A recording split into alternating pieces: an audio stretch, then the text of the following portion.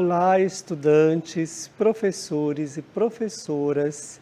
Eu sou o professor Dário Pinheiro e desejo a todos e todas vocês boas-vindas à nossa unidade curricular comum Projeto de Vida. Nesta primeira série, hoje teremos uma aula muito especial. É a aula de número 19, que corresponde ao nosso Projetei. O objeto de conhecimento desta aula é Pensando na Vida e no Futuro. O detalhamento, histórias e estratégias de superação e transformação a nível local, regional e ou global. Desejamos a todos e todas uma excelente aula. Aproveitem e muito bem.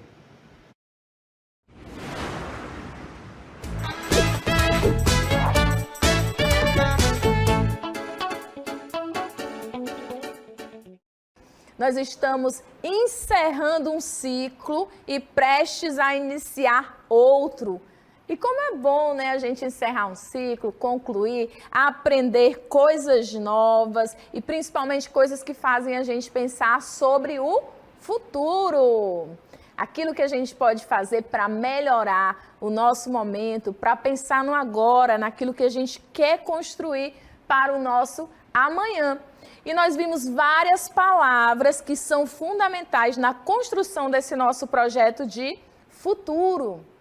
Aliás, palavras, expressões, a gente ouviu que é importante se conhecer, é importante dar ênfase às nossas qualidades e tentar contornar aquilo que a gente precisa melhorar. Não vou nem usar aí a palavra defeito. A gente precisa saber quem a gente é para poder construir um plano de futuro. E o mais legal, a gente aprende que para construir um plano de futuro, eu preciso pensar no meu agora.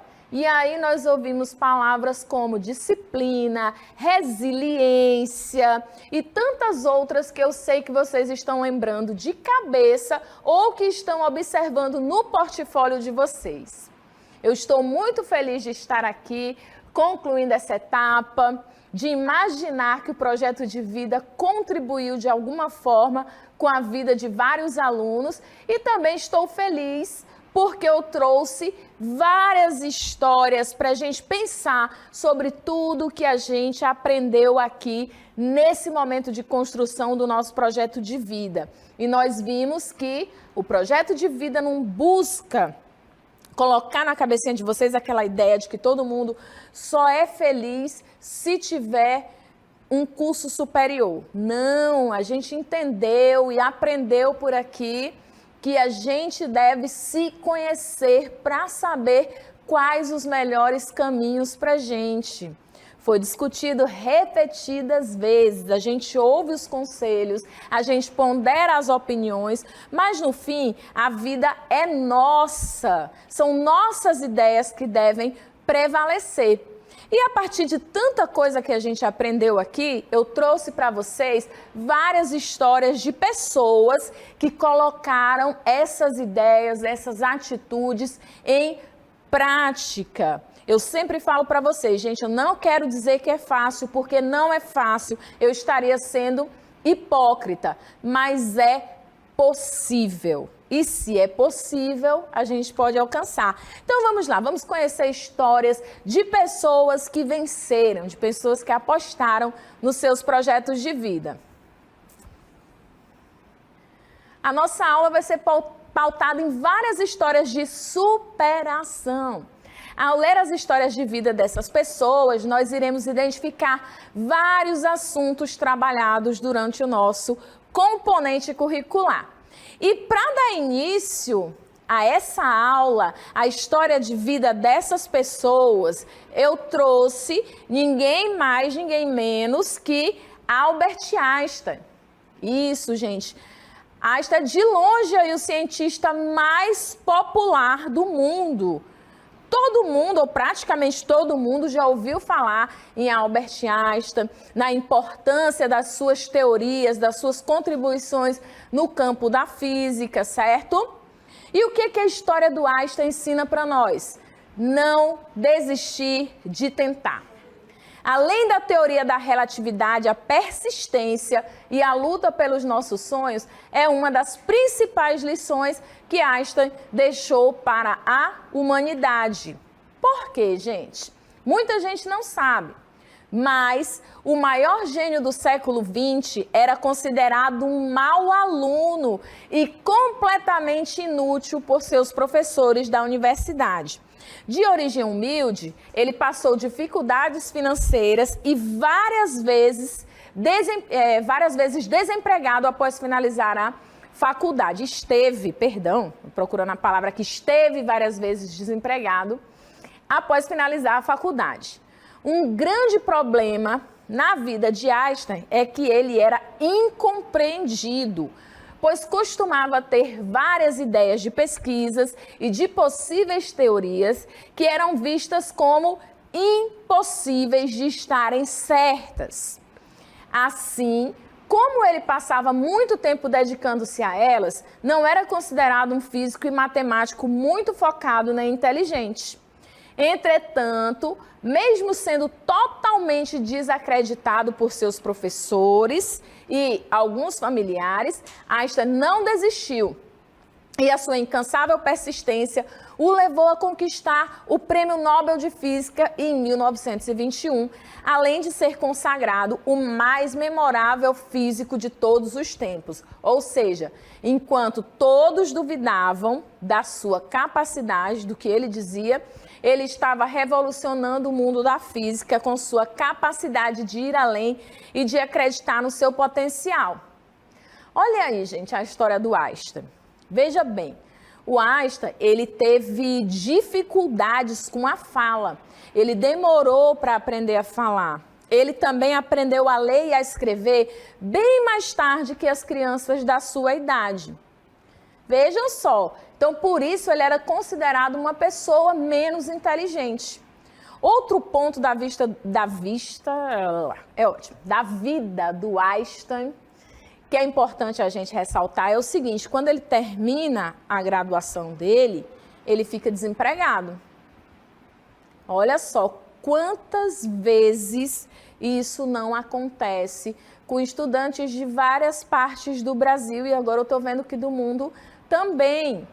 O que acontece, gente? A gente, às vezes, não se depara após a universidade, após ter escolhido o caminho, com sucesso de cara. E tudo bem, é aí que a gente tem que ser persistente. E eu digo para vocês, ai meu Deus, esse projeto de vida veio para fazer eu quebrar a promessa que eu tinha feito de não ficar falando da minha vida nas aulas. Mas é impossível, porque eu lembro do meu próprio exemplo. Quando eu terminei a universidade, eu passei por vários momentos difíceis. Eu me lembro que o meu primeiro emprego, eu ministrava aulas para ganhar R$100. R$100 por um mês de trabalho, assim que eu saí da universidade. E eu continuava procurando emprego porque eu não saí da universidade e tive a vida que eu pensava que ia ter quando eu iniciei a universidade. Pensava que ia sair e já ia para a glória. E não foi assim. Mas se eu tivesse desistido, eu não estaria aqui conversando com vocês, tanta gente bonita aí, não é? Prestando atenção nessa aula. É preciso que a gente persista, sofrendo. Fácil não é, mas aí a gente vai em frente. Se até o Einstein ficou desempregado quando terminou a universidade, quem somos nós? Outro ponto importante da vida do Einstein. Conversamos muito por aqui sobre o poder da opinião dos outros em nossas vidas. Ah, eu não devolvi ninguém? Claro que não, gente. Nós vivemos em sociedade. A gente tem que ouvir os outros. Quem diz que não se importa com a opinião dos outros é um mentiroso. Nós, seres humanos, somos animais do bando. Nós não sobrevivemos fora da sociedade e a opinião do outro me interessa sim. Se eu estou dizendo que não, eu estou mentindo. Agora, algumas pessoas sabem lidar melhor com a opinião dos outros, certo? E elas conseguem se sobressair. Isso é fato. Mas todos nos importamos porque é um componente social. A antropologia cultural explica isso pra gente. E aí o que acontece? O Einstein, Ele, claro, ouviu muitas opiniões, assim como nós em nossa vida. Nós vamos ouvir muitas opiniões. Mas se eu me conheço, eu absorvo aquilo que é melhor para mim, porque a vida é minha. Eu que tenho que estar confortável dentro dela.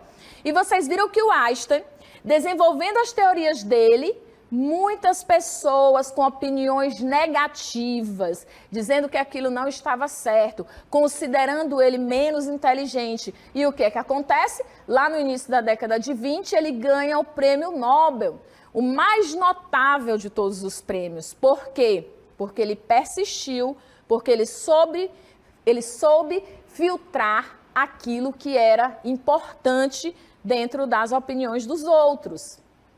Então, o Einstein, ele deu a volta por cima, ele não acreditou na opinião das pessoas que achavam ele menos inteligente, ele superou os momentos difíceis, porque se ele não tinha emprego, a vida financeira dele estava bastante comprometida. Eita, que minha língua tá que tá hoje, né? Comprometida. Mas mesmo assim, ele focou e olha aí. Nós estamos falando dele agora, porque ele se tornou uma personalidade notável. Então, é persistir e saber quais as opiniões que nós vamos ponderar, que nós vamos considerar em nossas vidas. E vamos continuar ouvindo histórias de sucesso aqui, ou melhor, lendo, né, juntos aqui, histórias de sucesso. Agora nós vamos ver a história de um rapaz que sonhava, como muitos de vocês, em cursar medicina. Vamos lá? Então, a gente tem aqui o Douglas Pereira, aos 23 anos, na época do fato. O Douglas acredita que não existe ensino ruim ou falta de condições financeiras quando existe força de vontade. Com apenas 17 anos, Douglas é definitivamente uma história de superação nos estudos. Morador de uma cidadezinha do sul do Tocantins, virou exemplo para o país inteiro ao conquistar o primeiro lugar em medicina no vestibular de 2014 de uma universidade de Gurupi. De família humilde, desde os 9 anos ele falava para a mãe que iria ser doutor. O fato de ter estudado a vida inteira em uma escola pública, nem sempre com boa infraestrutura e de qualidade, poderia ter atrapalhado o sonho do menino. Mas ele nunca desistiu. Para o vestibular, estudava até quando precisava tomar banho e escovar os dentes, usando tabelas com fórmulas e lembretes fixados nas paredes do banheiro. Após passar na universidade particular, o maior desafio de Douglas era pagar a mensalidade de R$ 2.800 para se manter no curso. No entanto, a dedicação dele resultou em uma nova aprovação. Passou no vestibular da Universidade Federal do Tocantins. Assim, o jovem esforçado, então, deixou a cidade de 9.000 habitantes do interior, onde morava, e partiu para a capital Palmas, para realizar o sonho de cursar medicina numa universidade federal. Vamos lá agora falar sobre o Douglas. Eu sei que você que ouviu a história do Douglas captou aí vários elementos. Mais uma vez, gente, eu não estou falando aqui, não estou querendo romantizar as histórias. Se você quiser, você consegue. Isso, a gente sabe que tem limitações dentro dessa fala. Se você quiser, você consegue. E a gente sabe que para algumas pessoas as condições são mais favoráveis. Fato. Existem pessoas que estudaram em escolas que oferecem um ensino de qualidade desde sempre, não que a escola pública não ofereça, claro, né? Eu acredito no trabalho que eu faço, então não ia falar mal de mim, mas que tem toda uma estrutura para estudar, recebem os livros, não tem que se preocupar com o horário da comida e tal. Tem gente que tem uma situação financeira mais confortável, que permite um tempo maior para se dedicar aos estudos, enquanto a gente sabe que outros têm que rebolar, assoviar e chupar cana. Trabalhar de dia, estudar de noite, ou vice-versa, enfim, tem que conciliar o trabalho com os estudos. E nisso vem o cansaço. Olha só, eu passei por isso, então não vou dizer, ai meu Deus, lindo, se a gente quiser, a gente consegue. a gente tem que se sacrificar e esses momentos são difíceis na nossa vida. Só que vocês observem que o Douglas, ele criou estratégias. Ele foi atrás do conhecimento, ele fixou ali lembretes nas paredes do banheiro, para ele não perder tempo e estudar até mesmo quando ele estava tomando banho, quando ele estava escovando os dentes. Ele tinha certeza daquilo que ele queria. E o que a gente observa nessa situação? O problema ele existe. E todos nós enfrentamos nossos demônios, enfrentamos nossos problemas. O que vai fazer a diferença? Que soluções eu vou tentar para resolver os meus problemas? Porque ficar focando no problema não vai resolver. As soluções, sim. Então, que estratégias que eu vou criar? Vamos lá. Se você mora numa região que você não tem acesso a muitos livros, a internet é ruim, então você tem aí os problemas. E o que você pode fazer para contornar isso? Há uma solução? Há uma possibilidade? Se existir, corra atrás. Tente. Por mais difícil que seja, vai trazer resultados lá no futuro. Vamos conhecer mais uma história de superação? Agora a gente vai falar daquelas pessoas que já são mais velhas e resolvem voltar a estudar, por exemplo. A gente sabe que nem todo mundo que está no ensino médio é jovem. Várias circunstâncias da vida fazem com que as pessoas tenham que retomar a sua vida, depois retomar seus estudos. Eita, que a professora está demais hoje. Elas têm que retomar os seus estudos depois de ter os filhos maiores, depois de ter resolvido algumas coisas da sua vida, é que elas têm esse tempo para voltar a estudar. E aqui eu trouxe a história justamente de uma pessoa mais velha que correu atrás e foi realizar os seus sonhos, os seus projetos de vida. Então, um catador conta em livro sua história de superação até ingressar na universidade. Voz da categoria no Brasil, Alexsandro Cardoso já participou de encontros com o Papa e com a Fundação Bill Gates. Filho de pais e avós catadores, criado desde os primeiros meses de vida em meio à catação de materiais recicláveis na Vila do Caicai, em Porto Alegre, Alexsandro Cardoso, 41 anos, se tornou a voz da categoria no Brasil. No mês passado, ele lançou o livro Do Lixo a Bicho, a cultura dos estudos e o tripé de sustentação da vida, pela editora Dialética, que conta a própria história de superação e resiliência. Um dos fundadores do Movimento Nacional de Catadores de Materiais Recicláveis, Alex, como é mais conhecido, parou de estudar na 5ª série. Com o desejo de voltar à escola, palestrou em mais de 10 universidades brasileiras e esteve em pelo menos 10 países para falar sobre o trabalho dos catadores.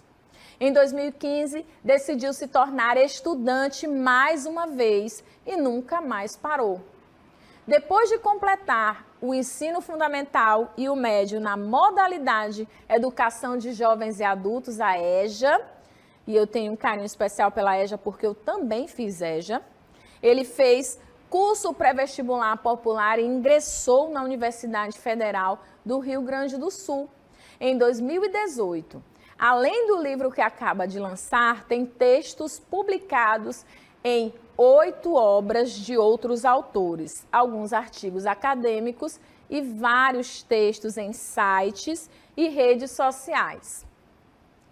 Prestes a concluir o curso de Ciências Sociais, Cardoso pretende seguir estudando, pesquisando sobre o tema que conhece desde a infância nas vielas da Vila Caicai e atuando no meio onde cresceu. Pai de 4 filhos, Alexandra, de 24 anos, Ellen, 22, Vitor e Vinícius, de 17 anos, e avô da Raíssa, 1 ano e meio, e Sofia, 4 anos, ele tem uma meta: ajudar a ampliar os horizontes daqueles que trabalham como catadores. Tudo que eu faço é com alegria, ou é com energia, porque alegria eu gosto, né? É com energia e confiando mesmo que venha o tombo, mesmo que venha o tombo. Na prática, é pior não lutar e não tentar. O tombo é passageiro, na próxima vez eu ganho, resume. Vamos lá então, gosto muito de conversar sobre essas coisas, porque a gente tem que tomar muito cuidado, gente, muito cuidado. Eu falo e eu repito, eu não estou romantizando o sofrimento aqui não, tá? Vem dizer, a professora disse que é fácil. Fácil não é. Nem estou romantizando sofrimento não, só estou dizendo que é possível. E eu acredito nisso porque isso aconteceu na minha vida. Mas é importante a gente conversar sobre toda essa cultura digital que tem ao redor da gente, que às vezes faz a gente pensar que a gente tem que estar feliz o tempo todo. Positividade. Ah, seja positivo o tempo todo, caiu uma pedra na sua cabeça, sorria. Caiu uma pedra no seu pé, sorria. Não, gente, as coisas não são assim. Nós somos seres humanos. A gente tem que se respeitar. Em algum momento eu vou sentir ódio, em algum momento eu vou ficar triste, em algum momento eu vou sentir ódio e tudo bem. Tudo bem, eu sou um ser humano. Eu não posso tentar sufocar esses sentimentos dentro de mim. O que eu tenho que fazer é administrar as minhas emoções. Saber que a tristeza vem por um momento, mas que eu não posso me entregar a ela. Que eu tenho que seguir em frente. Saber que eu tenho que me controlar nos momentos da raiva, mesmo que eu esteja querendo matar a pessoa, mesmo que eu olhe para cima e diga, Senhor, tenho que amar esse próximo também. Quero não. Obrigada de nada. Mesmo assim, você tem que se segurar, tem que tentar seguir em frente e administrar as suas emoções. Mas lembrando, tá? Que essa ideia de positividade o tempo todo, isso também é tóxico. A gente tem que aprender a viver os nossos sentimentos, cada um deles sendo bem administrado para a gente não prejudicar a nossa vida em sociedade. Outro ponto importante, gente, nós também, a partir das redes sociais, a gente está vivendo uma era de medo extremo do fracasso. Ah, você fracassou, pronto, agora a sua vida acabou. Gente, não é assim que funciona. Várias vezes a gente vai fracassar e tudo bem, e tudo bem. Quantos concursos públicos eu fiz antes do concurso que eu fui aprovada? Vários, N concursos. E o que faz diferença na minha vida hoje? O concurso que eu fui aprovada. Então eu fracassei várias vezes até eu conseguir. E aí o que faz diferença? O momento que eu consegui, gente, nós vamos fracassar, faz parte da vida. Nós falamos muito em percursos aqui, em montar um projeto, em seguir um percurso, mas muitos de vocês, no meio desse percurso, vão perceber, poxa, não era isso que eu queria. E tudo bem, o que vai acontecer? Você vai corrigir a sua rota. Nós não somos engessados, gente. Pelo contrário, nós somos seres dinâmicos, nós estamos dentro de uma cultura que muda, a nossa língua muda, a nossa forma de se vestir, a nossa forma de viver em sociedade, e nós também mudamos. Então eu posso e devo corrigir a minha rota em algum momento se eu não estou feliz, beleza? Então a gente tem que saber administrar os nossos sentimentos, nos respeitar. Quando eu estou triste, quando eu estou com ódio, eu me seguro para não matar ninguém, certo? E aí, a vida segue, administramos os nossos sentimentos e também vamos saber que nós temos que estar preparados para o momento do fracasso, porque nem sempre a gente vai alcançar o sucesso. Existe uma frase que eu queria até lembrar quem foi que disse, mas se você der um Google aí, você vai descobrir, né, que o sucesso é a soma de vários fracassos que você vai tendo ali ao longo da vida, e faz muito sentido. Porque você tomba, você sempre aprende alguma coisa depois do tombo, não é mesmo? E falando aqui em rotina de estudos, em gente que dá um jeito nas coisas, né?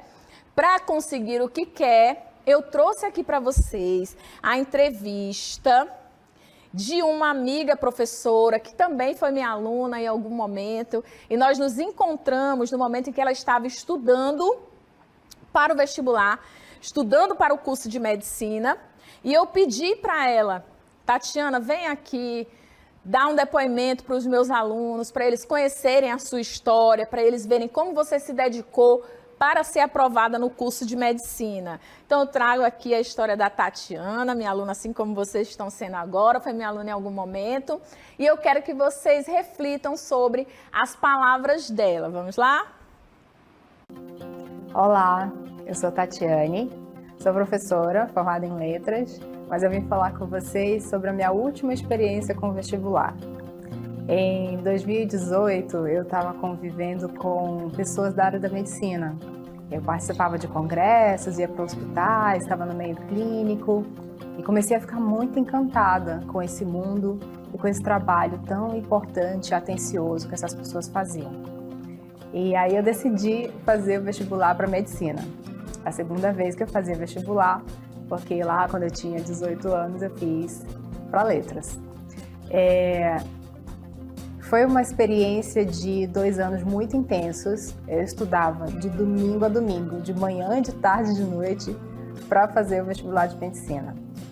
Uma das estratégias que eu utilizei foi vendo onde eu tinha mais dificuldade e investindo mais nessas áreas. Então eu fazia, além do curso presencial, cursos online também. E assistia muitas aulas do YouTube. Eu fui para livrarias e comprei livros usados em sebos, comprei revistas especializadas no vestibular de medicina, que tinha muitos exercícios, simulados, tudo isso me ajudou muito. Mas o mais interessante que eu tenho para compartilhar aqui é a trajetória da escolha de outros caminhos. Em 2019, no segundo ano de tentativa, eu consegui aprovação no Enem. E nenhum dos 2 anos eu cheguei nem perto de passar na UEA. Mas no Enem eu consegui na segunda tentativa. Então, fica aqui, né, esse recado de persistência. Se você não passar na primeira, naquilo que você realmente quer, tenta de novo, uma hora você vai conseguir. Mas essa é uma questão importante, né? O que você realmente quer? Porque quando eu fui aprovada e recebi a notícia no início de 2020, eu comecei a estudar os livros da área de medicina. Tive muito tempo, porque a gente, né, teve a pandemia e as aulas não começaram quando eu achava que começariam. Então, nesses livros eu comecei a estudar e pensar na rotina do dia a dia do curso de medicina e de ser médica. E aí eu comecei a ver que aqueles assuntos, na verdade, não me faziam bem. Era um esforço muito grande. E sabe, existe uma diferença entre se forçar e se esforçar. Então eu me forçava com aqueles livros. E aí quando eu comecei a ler outros livros da área da saúde mental, por exemplo, eu me esforçava, mas tinha prazer. Por isso que hoje eu sou terapeuta. Eu me matriculei em medicina, mas cancelei a matrícula porque eu descobri que não era o que o meu coração realmente pedia. Eu trouxe a história da Tati para vocês por vários motivos. Primeiro, porque no momento em que eu conheci a Tati, foi o momento em que eu estava ministrando aulas de história no cursinho aos finais de semana. Isso já demonstra como é que estava a rotina da Tati, porque ali no final de semana ela estava se dedicando aos estudos, certo? Era o sábado inteiro, intenso ali, estudando vários componentes ao mesmo tempo, focado, né, em passar no vestibular para medicina, que é super concorrido. E ela não estudava só os sábados ali comigo e com os outros professores. Ela também buscava conhecimento de várias formas possíveis. E ali na fala dela, ela diz, olha, na UEA eu não cheguei nem perto, mas na UFAM eu passei da segunda vez em que eu tentei. E eu fiquei muito feliz pela aprovação da Tati. Outro aluno do cursinho também conseguiu, era uma turma de 15 alunos, 2 passaram. Para vocês terem uma ideia do tamanho da concorrência que é, e isso numa rotina de estudos intensa. O que acontece? Fiquei feliz com a aprovação da Tati e do outro aluno naquele momento e fiquei em contato com a Tati, porque a gente acabou estabelecendo uma relação fora do cursinho. E quando eu conversei com a Tati mais tarde, eu perguntei, e aí, Tati, como é que tá o curso de medicina? Sei que você vai ser uma médica incrível por esse ser humano que você é, sensível, né? E a Tati falou, Isabel, eu desisti. Eu não vou fazer o curso de medicina. Gente, eu fiquei tão chocada com aquilo, porque ela dedicou 2 anos da vida dela para passar em medicina, ela passa e ela desiste, ela abre mão. Por quê? Porque ela percebeu que ela não ia ser feliz. É a questão da rota que eu falei para vocês, que não é engessada. Nós somos seres mutáveis, nós estamos em constante mudança. A Tati percorreu aquele caminho e de repente percebeu que não era aquilo que ela queria. Ops, não vou me matricular, vou fazer outros cursos. Vou aí me dedicar a outra área, porque ela estava preocupada com o seu bem-estar. E é isso que eu falo, nós temos que ponderar as opiniões das outras pessoas, mas no fim, a vida é nossa. Nós é que sabemos ou devemos saber aquilo que faz a gente feliz, aquilo que vai nos tornar pessoas realizadas. Então, turmas, essa é a nossa última aula, conclusão de todo um ciclo de conhecimento que nós estamos construindo por aqui e deixando registrado nos portfólios. Quero dizer que foi um prazer imenso contribuir, ajudar vocês a construir essa história e desejo a todos um sucesso extraordinário.